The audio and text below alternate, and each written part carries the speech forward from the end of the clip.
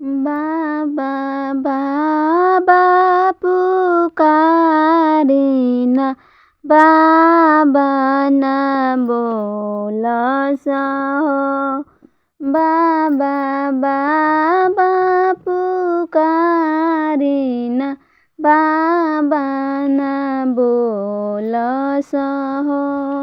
बाबा के बल जोरी से दूर बर डालेलन हो। बाबा के बल जोरी से दूर बर डालेलन हो। भैया भैया पुकारिन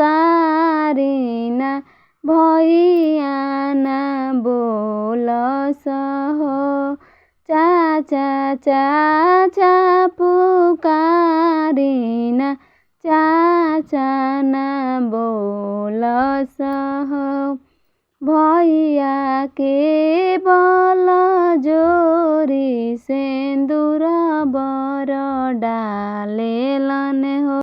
चाचा के बल जोरी से दूर बर डालेलन हो।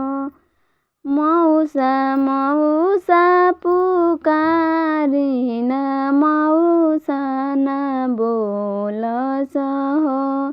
मौसा के बल जोरी से दूर बर डाले